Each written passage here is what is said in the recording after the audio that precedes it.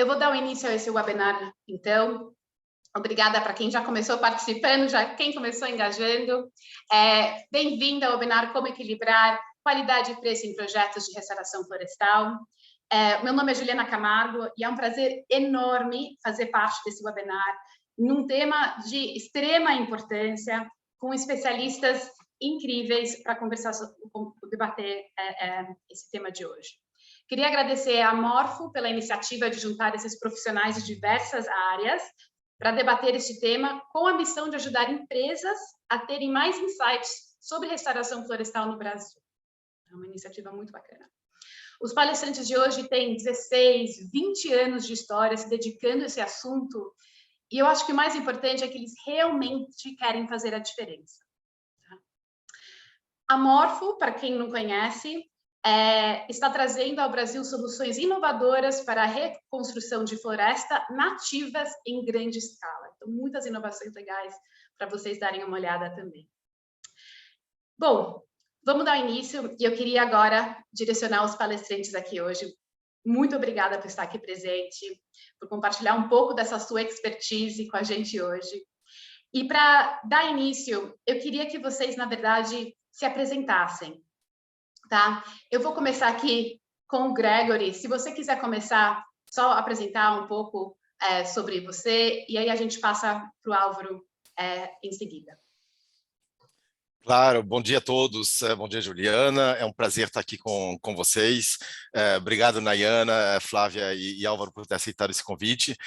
Eu sou o Gregory, eu sou CEO da Morfo aqui no Brasil. Tenho a missão de implementar justamente a nossa solução em prol à natureza e a restauração de ecossistemas aqui no Brasil. Pessoalmente, eu tenho um pé um pouquinho de cada lado do Oceano Atlântico, eu diria. Eu sou nascido na França, estudei lá, mas já estou no Brasil há mais de 25 anos. Então, eu diria que eu sou o francês para os brasileiros e o brasileiro para os franceses, né? Me rotulam mais do que eu me sinto pessoalmente de um lado ou de outro. E eu estou muito feliz de poder, justamente, em nome da Morfo, promover essa troca de experiência na prática sobre restauração. Eu acho que é o importante, pessoas que no dia a dia têm esse assunto dentro do seu escopo, e eu acho que justamente a experiência de cada um aí pode ser proveitosa para todos. Então, sejam bem-vindos e obrigado por terem aceito esse convite. Muito obrigada, Gregory. Álvaro, por favor. Oi, pessoal, bom dia a todos. Cumprimentar aqui os colegas que fazem parte da nossa mesa virtual dos trabalhos, agradecer o convite para a participação e cumprimentar a todos que estão, um cumprimento especial para todos que estão nos assistindo aí. Eu sou o professor Álvaro Nogueira de Souza, trabalho aqui na Universidade de Brasília, e a minha área na engenharia florestal é economia florestal. Então, eu trabalho com análise de custo, análise de investimento, para todas as atividades que envolvem a atividade florestal, entre elas custos na recuperação, na restauração florestal e projetos que possam alinhar tanto a restauração como a restauração produtiva da atividade, né, florestal. Vai ser um prazer dividir esses momentos com vocês. Perfeito, obrigada, Álvaro. Trazendo um pouco mais essa parte acadêmica para a nossa conversa hoje. Nayana, com você, por favor. Obrigada, Juliana. Meu nome é Nayana, eu sou engenheira ambiental de formação, tenho mestrado, estou em pleno vapor aí com o doutorado e estou como responsável pela área de licenciamentos ambientais da Mosaic aí, em Sergipe, Minas, Goiás e São Paulo. Então, a Mosaic, né, é uma das maiores produtoras mundiais aí de fosfato e potássio combinados. A gente exporta aí para 40 países, temos 12 mil funcionários, 6 mil aqui no Brasil, e o licenciamento ambiental acaba trazendo aí essas exigências de plantios, de compensações que ficam dentro aqui da responsabilidade da área de licenciamentos para garantir, né, tanto que as licenças sejam efetivamente aprovadas a partir dessa discussão técnica das compensações, como também, né, o que vem na sequência após aprovado pelo órgão, que é efetivamente realizar a atividade, realizar as manutenções e garantir aí o melhor resultado, trazendo exatamente exatamente isso que é um foco bastante importante para a empresa, que é equilibrar a qualidade e o preço nesses casos. Muito obrigada aí pelo convite e pela parceria aí com os demais na discussão. Legal, Nayana, muito obrigada por trazer esses insights mais nessa parte corporativa, na indústria de mineração. Muito bacana. Flávia, com você. Bom dia, pessoal. Obrigada pelo convite. Eu sou engenheira agrônoma e doutorado na área de solos, doutorado na área de solos, e sempre atuei aí com o meio ambiente, né? Nunca trabalhei diretamente com o setor produtivo agrícola, né? Mas acabei vindo parar na produção, né, florestal.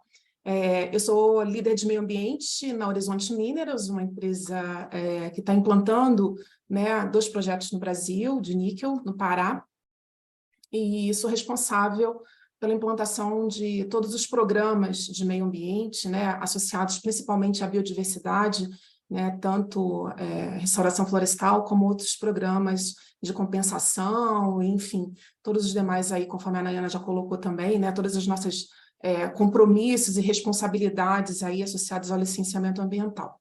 E espero poder trazer um pouquinho aí da nossa experiência.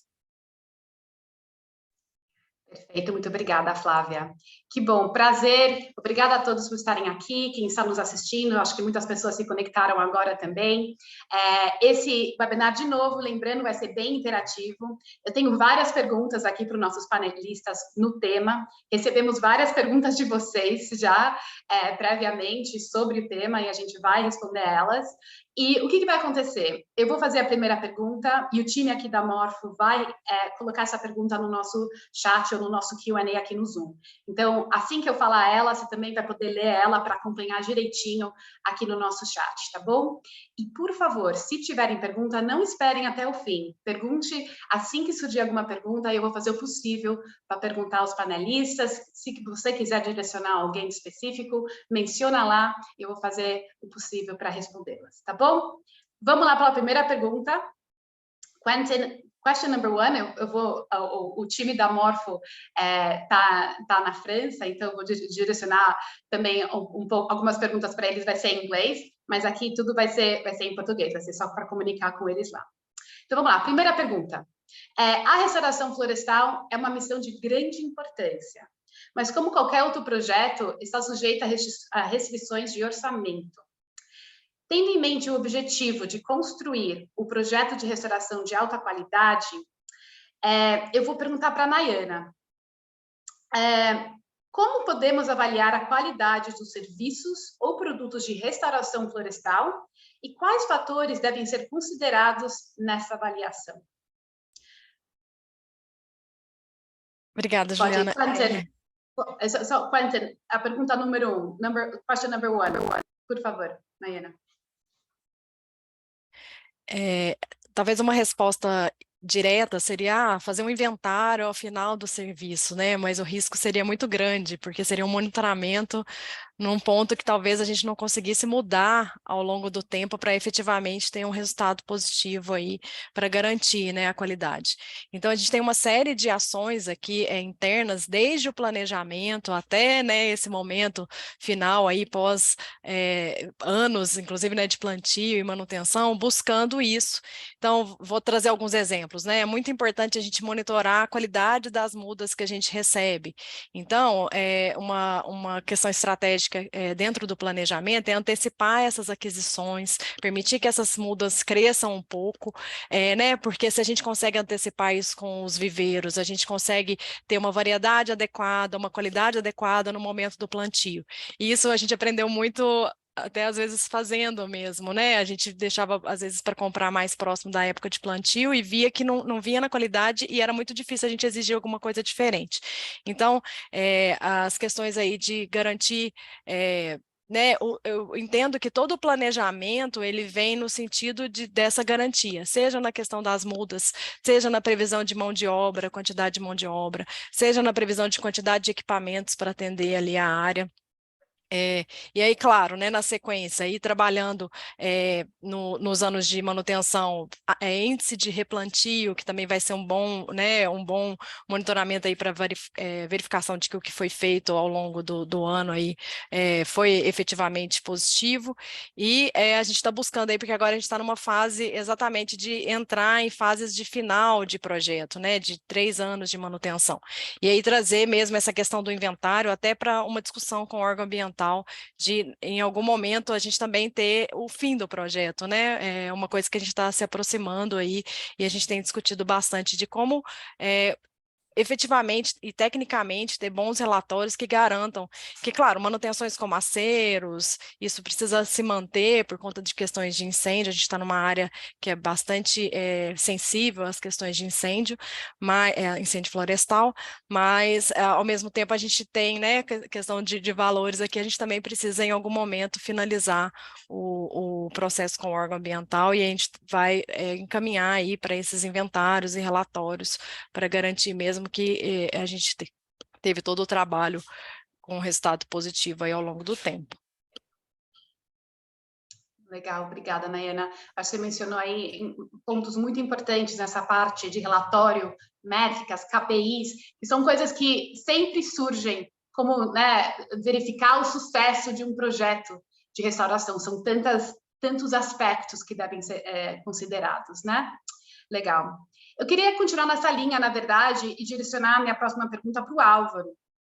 Seria muito legal ter uma melhor compreensão de você, Álvaro, desses custos envolvidos, né, num projeto de restauração florestal. Quais são os estágios ou fases específicas que geralmente têm os custos mais elevados, e como podemos otimizar essas despesas sem comprometer a qualidade geral do projeto?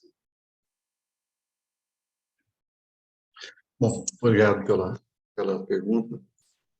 A gente, né, se você pensar mesmo no custo da restauração, você vai preferir não degradar, né?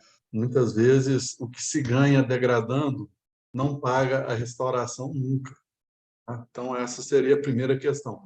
Mas como você tem empresas que precisam realmente retirar uma cobertura, tanto vegetal quanto de solo inicial, para poderem explorar seus produtos, aí você tem necessariamente que degradar e depois você tem necessariamente que restaurar, né?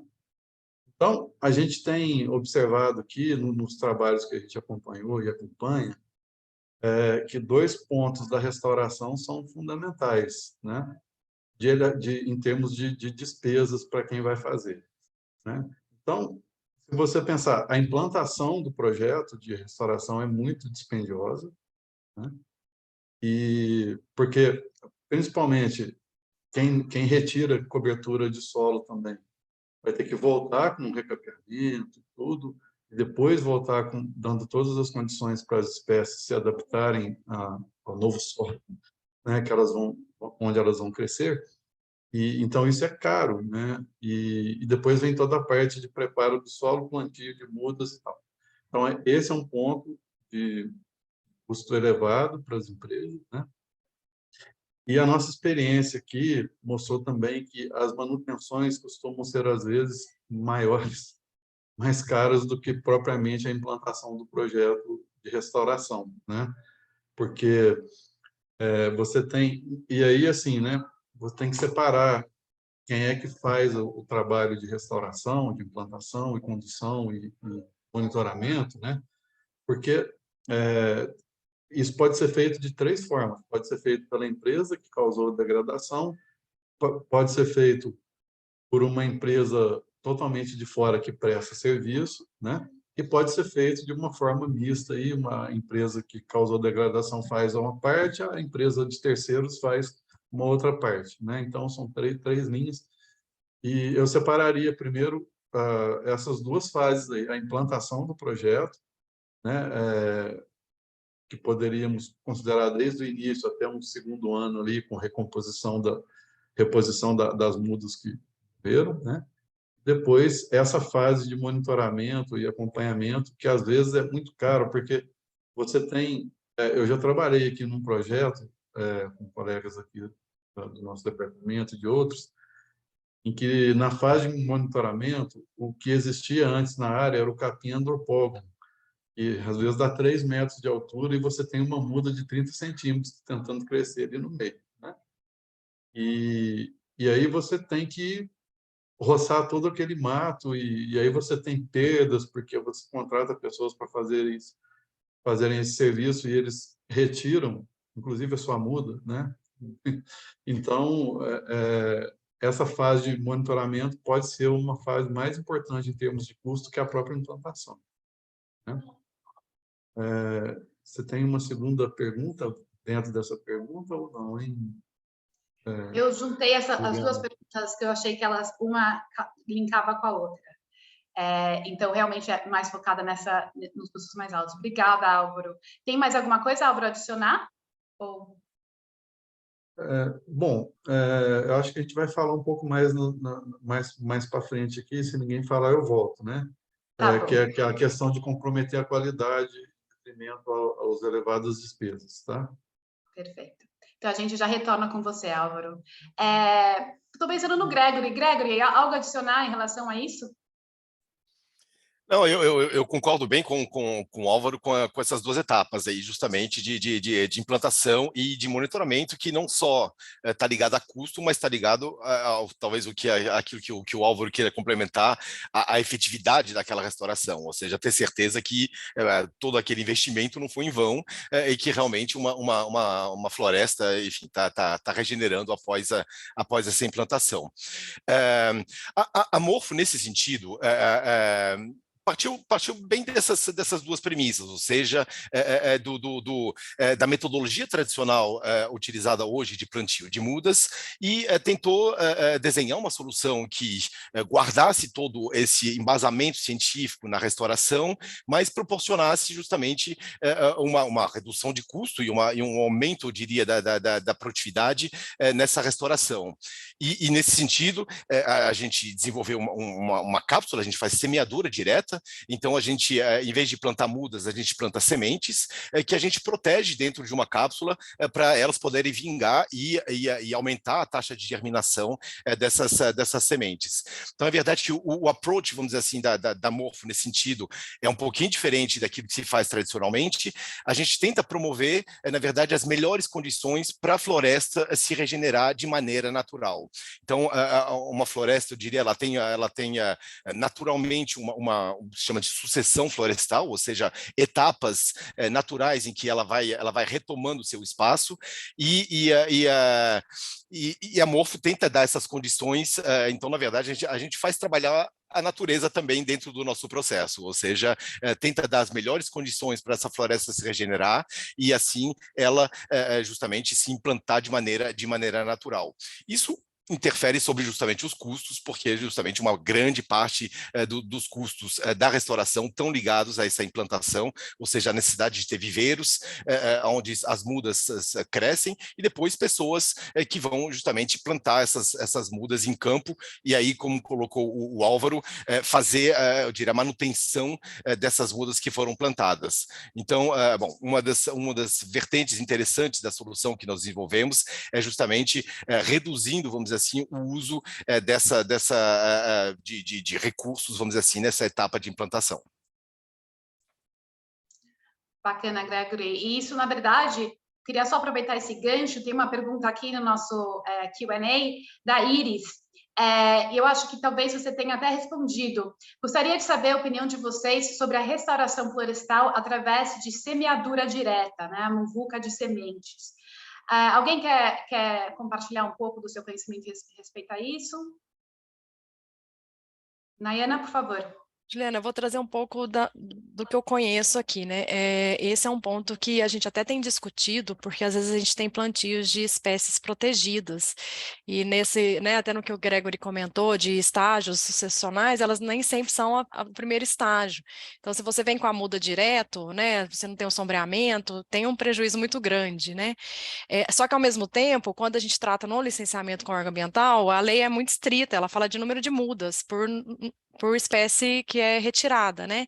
Então, esse é até um ponto que a gente está trabalhando aí, né? Até conversando bastante, até com a Morfo, para poder discutir isso com o órgão ambiental, porque é possível, a gente tem, né? A Morfo está aí para dar esse exemplo aí de sucesso, de que a restauração com sementes ela é tecnicamente possível, mas tem uma questão de limitação da legislação também, que precisaria retornar com o órgão ambiental e discutir com eles como seria o monitoramento, né? Porque se eu preciso plantar 5 mudas, você coloca 5 mudas. Quando você vem com as sementes, como que seria isso para a gente garantir que a lei foi efetivamente cumprida? Ok? Legal. Perfeito, obrigada. E, Gregory, só para complementar aqui, a Juliana perguntando para você, poderia explicar um pouco mais sobre essa metodologia de cápsula para a semeadura direta, rapidamente, só para aproveitar o gancho? Não, perfeito. Eu vou fazer até o gancho entre as duas perguntas. Eu diria que a semeadura direta tradicionalmente mais conhecida é o sistema de muvuca, onde você tem uma grande quantidade de sementes que são misturadas com material orgânico e são dispersas, vamos dizer assim, no solo sem uma preparação ou sem uma proteção. É uma solução bem efetiva, porém que, de uma certa maneira, desperdiça uma grande quantidade de semente. Então, dos 100% de sementes que são dispersas, talvez 5 a 10% no máximo acabam germinando. E foi mais ou menos isso que a Morfo tentou combater, eu diria, encapsulando essas sementes. Então, a cápsula, na verdade, o que ela é? Ela tem 3 funcionalidades. Ela é uma proteção física, ou seja, nós colocamos sementes pré-germinadas, né? Ou seja, quebramos a dormência da semente, colocamos ela dentro de uma cápsula, e quando essa cápsula é dispersa, ela vai proteger a semente no seu estágio muito precoce, então de roedores, de formigas, antes da primeira chuva. Durante esse tempo, ela tem nutrientes, vamos dizer assim, para a planta começar a se desenvolver, retenção de umidade, ou seja, tudo aquilo que a planta precisa nesse estágio precoce, e na primeira chuva ela se dissolve e cria um micro-humus, um micro-ecossistema, vamos dizer assim, para aquela semente poder se desenvolver e já fazer a ligação com o solo. Essa simbiose com o solo é muito importante, e a gente coloca os elementos que são necessários justamente para iniciar essa relação, promover essa relação entre a planta e os solos onde ela vai germinar. Então é isso, eu diria que a semeadura direta é uma solução que já existe.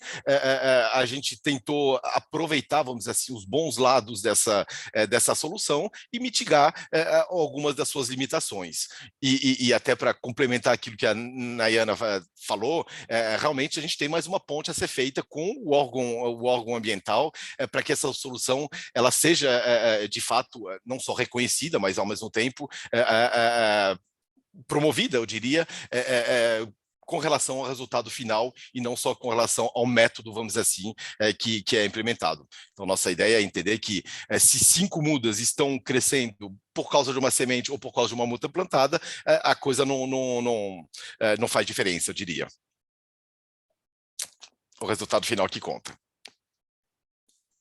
Legal, obrigada, Gregory. Juliana, e Iris, espero que tenha respondido as suas perguntas. Eu queria, na verdade, agora direcionar a minha próxima pergunta para a Flávia. Flávia, existem várias etapas onde os custos da reflorestação, a restauração florestal são mais elevados. Quais são os fatores que contribuem para que esses custos sejam tão elevados? Bom, Juliana, eu acho que até o Álvaro trouxe um pouquinho, né, nessa questão, né? Eu entendo, como ele colocou exatamente, né, os custos mais elevados são justamente na fase inicial de implantação, né? A gente tem aí os custos de aquisição de material, de sementes, aquisição de mudas de qualidade, né?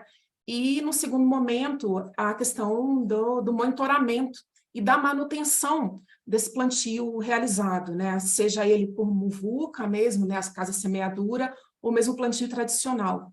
E o que acontece é que, muitas vezes, a gente tem um investimento muito alto com mão de obra, né? A capacitação e a disponibilidade de mão de obra, né? Que tenha realmente conhecimento para poder executar esse serviço, né? Eu digo isso não só um especialista responsável pela restauração, mas a mão de obra em campo, né? Às vezes a gente tem que quebrar um pouco alguns conceitos, né, no campo, alguns profissionais que nunca trataram com a restauração florestal e que muitas vezes precisa ser meio que reeducado para aquele assunto, para aquele tema, né? Então, é um serviço bastante pesado, muitas vezes a gente não consegue essa mão de obra para poder fazer esse serviço de plantio e de manutenção, né? Normalmente são em áreas degradadas que não são sombreadas, né? Então, você tem ali uma situação de clima muito quente, né? Com dificuldades ambientais, né? Então, essa fase de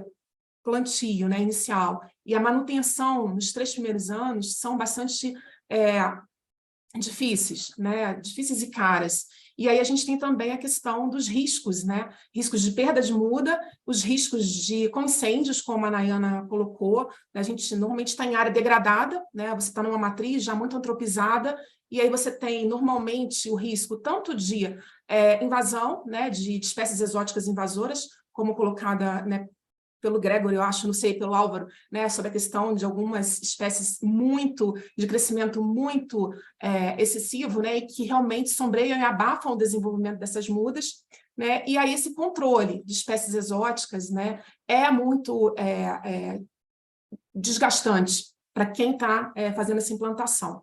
Então, esses 3 anos realmente iniciais são os mais caros, são os mais difíceis, né, eu acho que vencendo né, esse período, a gente ainda está muito longe, né, de alcançar a restauração, né, porque existe uma tendência muito grande de falar, eu fiz a restauração de uma determinada área, né, e aí foi lá e fez o plantio, no ano seguinte já diz que a área está restaurada, mas a gente sabe que precisa no mínimo de uns 10 anos aí para poder começar, né, a ter um estágio sucessional ali, né, que você possa considerar que aquela tua área está realmente numa fase mais estável da restauração, né? Então, mas eu considero como crítico mesmo, mais caro, né, mais dispendioso, esses 3 primeiros anos, justamente por conta dessa manutenção dos 3 primeiros anos, e que vai provavelmente piorar, né, com relação ao aquecimento global, essa questão de queimadas, a gente está vendo aí algumas regiões que não eram tão propícia à questão da seca, né?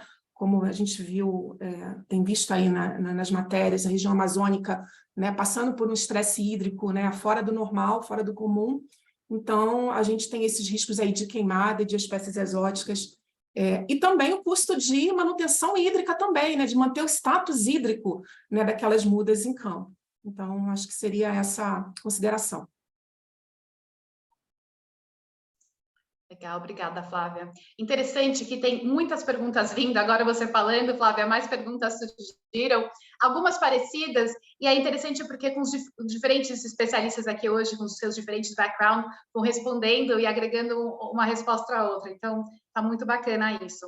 Eu queria, na verdade, a gente falou bastante dessa parte de custos elevados, e se a gente focar um pouco mais agora em como a gente pode, talvez, economizar e até em reinvestir o que a gente economiza para melhorar a qualidade dos esforços de restauração.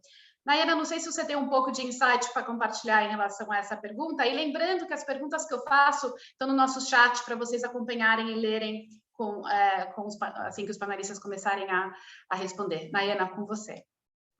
Obrigada, Juliana. Realmente, né, é uma preocupação a questão dos custos envolvidos. E o que eu vejo hoje é que o planejamento, que é uma parte que talvez, né, relacionada a custo é a menor, seja a mais importante, né, um pouco daquilo que eu trouxe, da questão do viveiro, né, ou disso também, de entender que a espécie ameaçada, ela não vai se desenvolver e ter que retornar isso com o órgão ambiental antes de, né, ter que realizar aquilo ali e ter um resultado negativo para depois e discutir. Alguns pontos também que, né, que até na linha do que a Flávia comentou, a gente trabalha com áreas que estão disponíveis, então uma boa caracterização do solo para identificar se efetivamente aquela área que a gente vai discutir com o órgão ambiental, ela tem potencial para ser recuperada, ou, né, às vezes é uma área que não vai trazer ali o resultado positivo. É importante também tudo isso na fase de planejamento.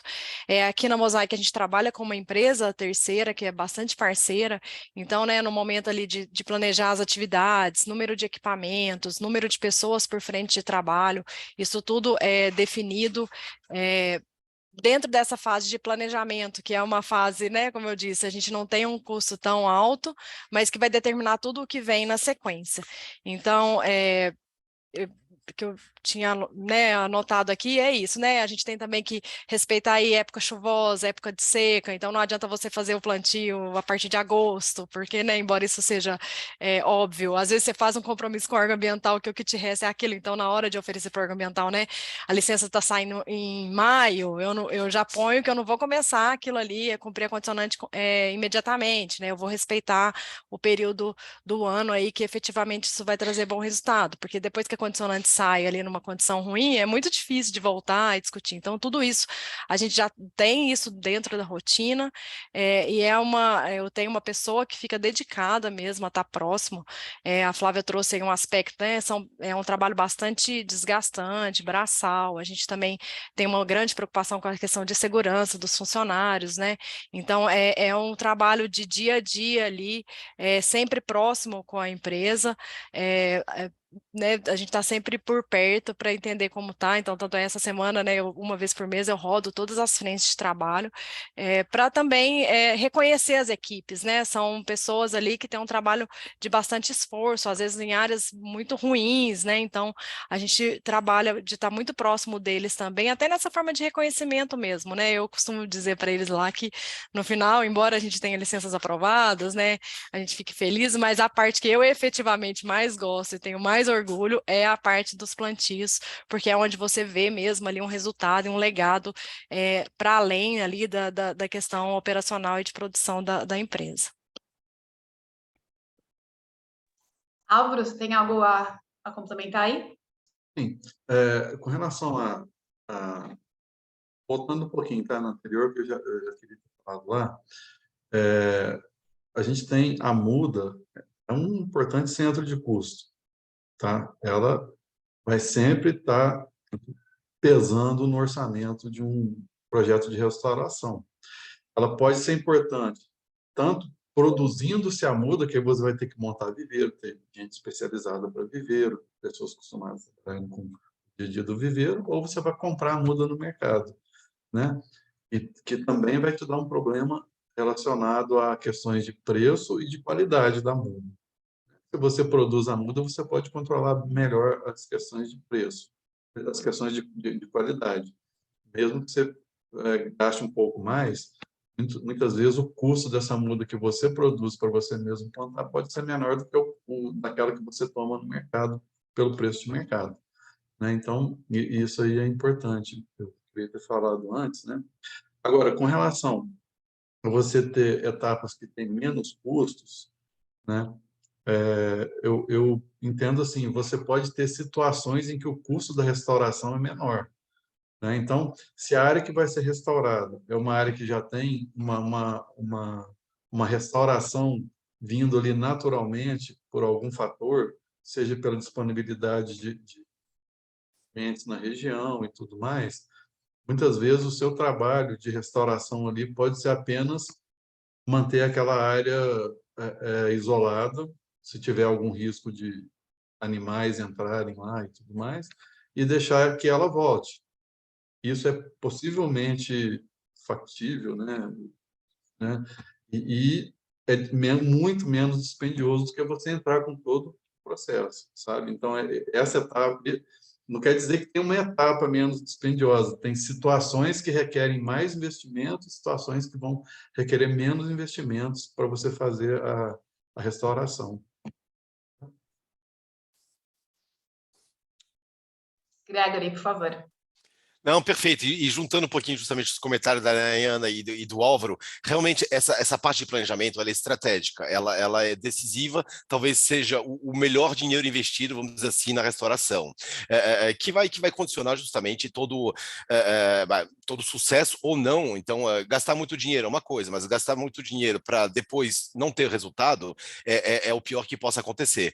Então, realmente, nessa fase preliminar, antes mesmo do plantio, você conhecer bem justamente, claro, o bioma onde você está atuando, a especificidade daquela região, a qualidade do seu solo, os recursos hídricos, tudo isso vai fazer com que você consiga escolher justamente as espécies mais apropriadas para aquele local, mais apropriadas entre si, porque também espécies de plantas não reagem da mesma maneira uma do lado da outra, algumas se promovem, outras, pelo contrário, brigam entre si.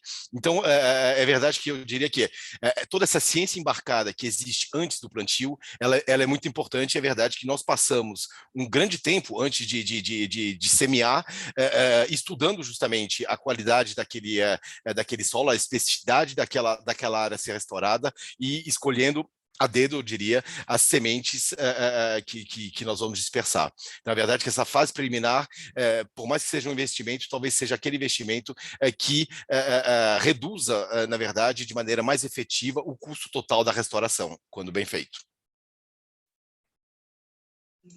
Legal, pontos importantíssimos de como maximizar o potencial sucesso de um projeto, né? A partir de tanto investimento. Legal, Gregory.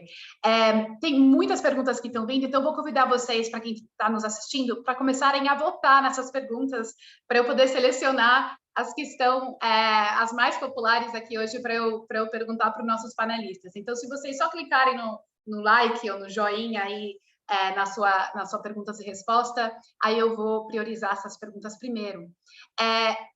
Tem uma pergunta aqui, na verdade, que eu achei interessante, com uma coisa que a Nayana começou a falar também, que é nesse foco em pessoas, né? Essa etapa importante de focar comunidade, populações. Então, Bruno aqui, Gomes, na verdade, teve várias perguntas aqui no Bruno, mas eu queria focar em na sua primeira pergunta aqui, Bruno.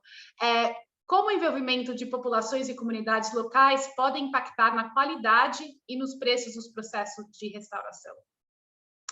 Alguém quer responder? Um dos nossos panelistas? Posso trazer, Juliana. Bom, a gente sabe que a semente é um dos gargalos, né? A disponibilidade de sementes é um gargalo.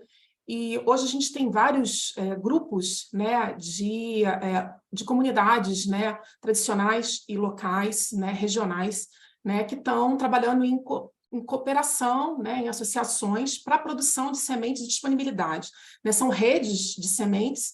Né? Eu acho que a gente já tem bastante, mas acho que ainda tem um potencial muito grande para desenvolver. E essas redes de sementes, elas geram, né, material, disponibilidade de material, tanto para as empresas, né, que precisam estabelecer uma relação mais próxima com essas redes, né, porque realmente você não tem disponibilidade de sementes, né, nativas com muita facilidade no comércio tradicional de sementes. Né? Você vai encontrar outras sementes, mas não as nativas daquela região. Né? Então, é extremamente importante, além de gerar renda para essas comunidades, né, locais. Né? Então, a gente tem algumas redes no Xingu, redes do Cerrado, de Mata Atlântica, que a gente precisa cada vez mais fortalecer, né? Tanto a empresa com, né, essa interface com essas redes, como o governo também, né? De fortalecer essas estruturas de redes, de redário no Brasil. Então, é extremamente importante, é uma renda para essas comunidades,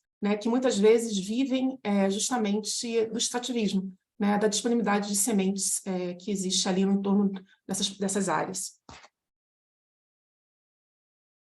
Não sei se eu respondi aí a pergunta do Bruno.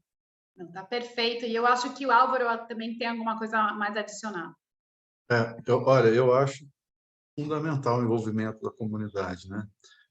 Não só nessa parte de dar o suporte, mas de entender o processo. Rapidamente aqui, nós já fizemos um trabalho num local aqui próximo de Brasília, já no estado de Minas Gerais, em que a comunidade roubou as estacas, fios de arame da cerca e as mudas plantadas. Então, assim, você precisa ter a sensibilização da comunidade. Agora, por outro lado, eu acho que eu sugeriria às empresas que elas fomentassem os viveiros comunitários, né, capacitassem as pessoas do entorno do empreendimento para a produção de mudas de qualidade, gerando emprego e renda e gerando, principalmente, o comprometimento da comunidade de que cada vez que um projeto de restauração foi implantado lá, ela está no meio disso. Poxa, fui eu que fiz essa muda, fui eu que coletei a semente, foi a minha família que coletou a semente. Isso traz uma riqueza de engajamento para o projeto como um todo, que é sucesso total, sabe? Muito legal isso. Todo mundo participando, todo mundo com orgulho de participar de uma coisa que é tão importante para todos, né? Legal. A minha próxima pergunta, eu acho, Flávia, seria interessante saber de você, como que a gente pode incorporar pesquisas e abordagem inovadora, talvez o Gregory também tenha alguma coisa para complementar, ou tecnologias nesses estágios de processo de restauração para reduzir o custo. Eu acho que algumas pessoas já discutiram um pouco isso, e ao mesmo tempo aprimorar os resultados gerais. Então, quais são as pesquisas, as tecnologias disponíveis hoje para a gente conseguir atingir isso?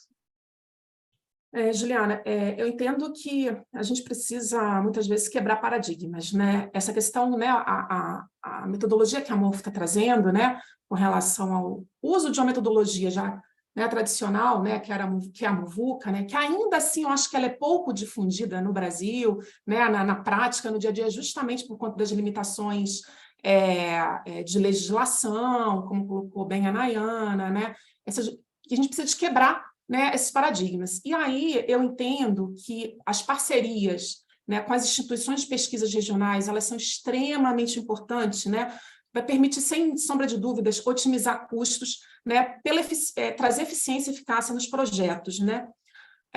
Muitas vezes a aplicação de conhecimento acumulado, não precisa ser uma tecnologia de ponta, às vezes trazer aquele conhecimento que a academia vem acumulando ao longo dos anos, né, e muitas vezes não chega lá na ponta, não chega lá na mão de obra, né. Esse tipo de conhecimento precisa ser interligado, né, trazer. Muitas empresas grandes conseguem parcerias com as instituições de pesquisa, com as universidades, né, faz projetos, financia alguns projetos, né, algumas bolsas, e acaba conseguindo. Mas essa quebra, né, esse grito que algumas instituições, alguns produtores precisam de fazer, né, de se aproximar, e também a academia se aproximar através da divulgação, né, desses conhecimentos que são acumulados, né, coisas às vezes simples, né, que muitas vezes, por exemplo, o uso de uma serrapilheira que fica ali de lado. Ninguém lembra que a serrapilheira pode ser um grande investimento no seu projeto de restauração, né, e que é muito bem divulgado e publicado nos artigos científicos dos grandes grupos de pesquisa no Brasil, né, de São Paulo, aqui de Minas, enfim. Eu acho que essa ponte, né, aliada, logicamente, às tecnologias novas, né, o uso de imagens de satélites para você fazer o monitoramento, o uso adequado. Eu falo que o solo, né, não quero puxar a sardinha, né, para o meu lado, não, mas o solo ele é a base, né, da restauração. E a restauração ela é a base, né, de todo o controle ambiental, né, que as pessoas falam assim, a restauração é do meio biótico. Não, a restauração é de tudo. Né? Você vai ter a qualidade do ar melhorada, você vai ter a qualidade da água melhorada. Então, quando se tem um planejamento adequado, né, com um planejamento principalmente, como o Gregory colocou, né, do uso do solo, da análise do solo, da qualidade do solo, associado aos conhecimentos que já existem, daquelas espécies ali específicas para aquele local. Porque a gente pega um solo, muitas vezes de cerrado, o pH dele natural é 3,8, 4, né? E aí, às vezes, as pessoas cismam de que tem que fazer a calagem. Né? Para quê? É necessária a calagem para aquelas espécies que estão ali durante milhares de anos, né? Vivendo naquele ambiente acídico. Mas aí as pessoas falam assim, não, tem que fazer calagem, né? Porque na soja tem calagem, no milho tem calagem, tem que fazer calagem. E aí, para que esse investimento? Será necessário? Então, esse tipo de conhecimento, né, da academia, da ciência, é que precisa ser interligado, né? E aí eu acho que as empresas precisam se aproximar da academia, e a academia precisa de realmente expandir esse conhecimento através de publicações mais acessíveis. Né? Eu adoro assistir Globo Rural, eu acho um excelente mecanismo de difundir, de divulgar, né, as informações. Então, acho que seria essa abordagem aí. Obrigada, Flávia. Excelente. Gregory? Não, complementando, eu estou 100% de acordo com o que a Flávia está falando, justamente dessa combinação de ciência e conhecimento local. Na verdade, está tudo aí, para a gente utilizar se a gente justamente se der o trabalho de buscar justamente e de aplicar. E aí, prosseguir um pouquinho mais sobre as novas tecnologias que podem ajudar também, porque eu acho que a gente tem que ter um pé, vamos dizer assim, no passado, ou seja, naquilo que já foi acumulado como conhecimento, e um pé para o futuro, voltado para o futuro. E é verdade que a Morfo integrou algumas tecnologias novas na sua solução, que na verdade são alavancas. Não é tecnologia por tecnologia, é tecnologia porque a ferramenta realmente ajuda. Quando a gente usa drone para dispersar, por exemplo, as cápsulas, a gente cada drone consegue dispersar a cápsula em 50 hectares por dia. Uma pessoa manualmente não vai plantar mais de 1 hectare por dia de mudas. Então você vê que, de repente, você conseguiu uma dimensão bem diferente e muito mais de acordo com aquilo que a gente precisa, porque as áreas a serem restauradas são cada vez maiores e às vezes, cada vez menos acessíveis. Colocar também pessoas para plantar muda em encosta gera outro tipo de preocupação, em termos de segurança, em termos enfim, até de dificuldade de fazer isso. Então, eu acho que essa combinação ela é muito interessante, de lidar o passado, todo o acúmulo de conhecimento que a gente tem, com justamente as perspectivas que as novas tecnologias nos dão para o futuro. E a gente usa drones para imagem, para semeadura, a gente usa imagem de satélite para fazer monitoramento também de longo prazo. Então, geralmente, nos nossos projetos, a gente volta pelo menos uma vez por ano para poder fazer um trabalho de campo, de verificar como as coisas estão evoluindo, como aquela restauração está acontecendo, mas uma vez por mês, pelo menos, a gente usa imagens de satélites que estão disponíveis para poder ter esse olho contínuo, vamos dizer assim, sobre os projetos. Então, é bem bacana essa combinação justamente de passado, futuro, eu acho que acaba sendo uma parte do segredo, vamos dizer assim, de sucesso e de também redução de custo nessa área. Legal, eu acho que você até meio que respondeu aqui, Gregory, uma pergunta aqui da Iris, aqui no Q&A, que ela perguntou, falando de drones, como que o drone ajuda a reduzir os custos da restauração florestal. Então, você falou aí de escala, quer complementar mais alguma coisa em relação a essa pergunta? Como que o drone ajuda a reduzir o custo? A base é essa, é verdade que se num dia você consegue semear 50 hectares, em vez de plantar 1 hectare, enfim, a alavanca está aí, não tem muito segredo, enfim, realmente assim que as coisas acontecem.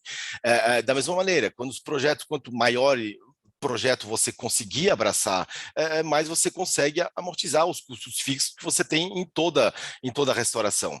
Então, realmente, enfim, essas novas tecnologias, inclusive o drone, permitem sim comprimir, vamos dizer assim, os custos, fazer cada vez mais com o mesmo tipo de recurso. Legal. Obrigada, Gregory. Obrigada, Iris, também por fazer essa pergunta. E, na verdade, assim, temos aqui hoje presente experts também na área da mineração. E eu estava lendo até no site do Mapa Biomas como o segmento da mineração, na verdade, é um dos que tem um dos maiores percentuais de reflorestamento, né? Quando comparando com outros segmentos. Mas muita gente não associa a mineração com isso, né? Interessante. Falo muito lá da agropecuária, né? O agro virou pop, tudo isso, mas a mineração tem muitos cases e muita experiência para compartilhar em relação a isso. Então, Nayana, você também, a Flávia, que é dessa parte da mineração, quais são as práticas ou estudos de cases que vocês conhecem, ou que vocês foram envolvidas, que conseguiram atingir esse equilíbrio ideal entre a qualidade e preço em projetos de restauração florestal? Vou começar aqui, um pouco também do que o Gregory trouxe, né? Como também nossas áreas são muito grandes, é exatamente isso permite, eu acho que até responde uma pergunta que tem no Q&A, né? Hoje eu tenho frentes de trabalho trabalhando ao longo do ano todo, então tem um planejamento que as pessoas vão se locomovendo nas áreas de recuperação. Então acaba que também traz isso, né? A gente não tem fases que não tem atividades. A gente tem atividades ao longo do ano planejadas de que todas as áreas sejam percorridas por aquelas pessoas e equipamentos que estão disponíveis. Então, talvez uma área de 10 hectares eu ia precisar de um trator e uma de 100 hectares eu preciso de 2, né? Então, é onde a gente consegue reduzir o custo por conta disso, de um planejamento ali que otimiza, né, tanto a questão de mão de obra, como também a questão de equipamentos.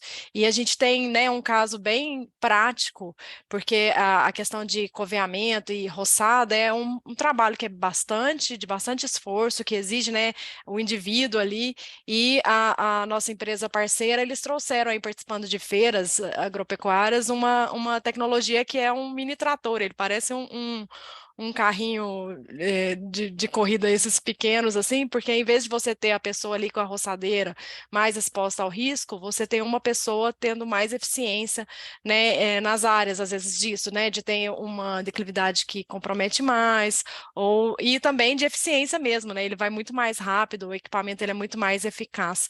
Então, esse é um ponto que eu vejo assim que é um case de sucesso, embora seja, né, numa questão bastante específica, mas hoje a gente substituiu aí cerca de 5, 6 operadores por dia por esse equipamento, né? Acaba que não substitui as pessoas, porque, como eu disse, como as áreas são muito grandes, a gente tem uma quantidade de atividades bastante grande, então as pessoas foram deslocadas ali ou para a fase de plantio, que é efetivamente manual, né? Colocar a muda, adubar, colocar o hidrogel, é bem à mão, mas o que foi possível também de trazer essa técnica nova com esse equipamento, trouxe um resultado positivo aí para a empresa. Obrigada, Nayana. Obrigada por compartilhar esse case aí com a gente. Eu queria aproveitar agora e mudar um pouquinho o foco. Você falou de risco, Nayana, e eu acho que é um tema muito importante para hoje também. A gente está falando aqui de redução de custo, mas quais são os riscos de um projeto de baixo custo, né? Então, eu vou deixar em aberto essa pergunta então, minha pergunta é: quais são os riscos potenciais associados à priorização do preço em detrimento da qualidade em um projeto de restauração florestal e como esses riscos podem ser diminuídos? Tá? Quer começar, Nayana? Pode seguir. Sim, eu acho que o risco é exatamente esse. Se você priorizar o custo, não é possível, né? O que você tem é que tem que ter um bom planejamento para você ter todas as atividades bem dimensionadas e bem feitas. Se você olhar só para custo, tem um risco, né? Se você abre, por exemplo, no nosso caso, né? Eu vou abrir uma contratação desse serviço. Aí eu tenho um custo, mas o rapaz, né? A empresa que vem oferecer tem 3 tratores e 8 pessoas, e o outro tem um trator e 5 pessoas. Claro que com um trator e 5 pessoas vai ficar mais barato, mas ele vai conseguir me atender. E hoje a gente faz muito essa questão de buscar, né, essas licitações aí na área, já com o escopo mínimo que a gente sabe que é necessário. Então, né, a gente vai exigir número de equipamentos, número de pessoas, número de equipes, né, porque a gente tem também para cada número de pessoas você tem um encarregado, até porque para tudo isso rodar, tem muita gente envolvida, né? Eu sou só a ponta aqui do que está acontecendo no campo aí, que é bastante gente. Então, você priorizar o custo, definitivamente você vai ter um problema e como o Gregory disse, o pior custo é aquele que você aplica e não tem retorno, né? Então, na verdade, a gente tem que garantir que você tem uma boa eficiência daquilo que você está contratando desde o princípio e seguindo, né? Eu falei muito aqui, repito, o planejamento ele é crucial. Obrigada, Nayana. Mais alguém? Algo a complementar? Olha, eu queria complementar o seguinte. A Nayana falou a palavra que eu acho que tem que, né, que a gente tem que pensar, né?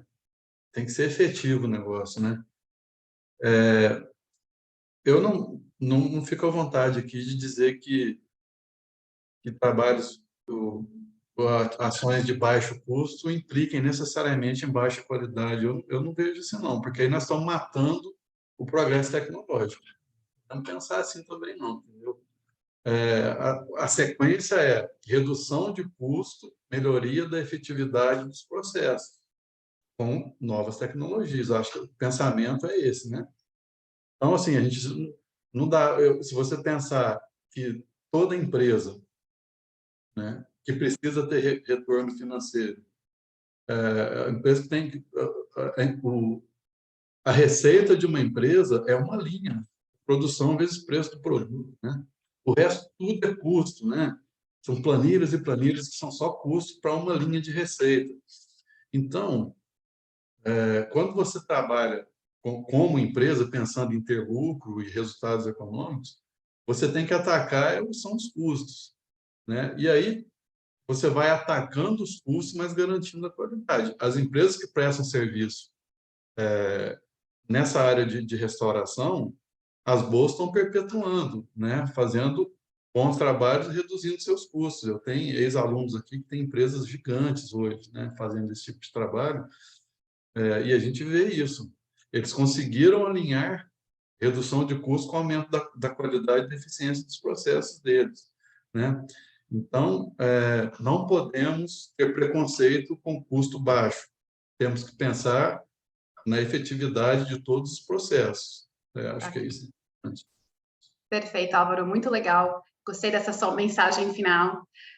Também, eu tenho mais uma pergunta aqui que está vindo do nosso LinkedIn Live.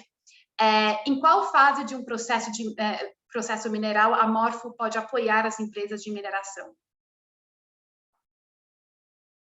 Gregory. Acredito que seja para mim, então. Na verdade, em todas, eu diria pretensiosamente, desculpa, mas como a gente falou, o planejamento é sem dúvida crucial. Então, o quanto antes conseguir antecipar justamente uma futura restauração, melhor você vai conseguir simplesmente ou deixar mais efetiva essa restauração. Então, toda essa parte justamente de análise de solo, de recursos hídricos, o próprio entendimento do bioma e das florestas remanescentes que existem geralmente em volta de uma área degradada, permitem justamente que você antecipe uma necessidade futura.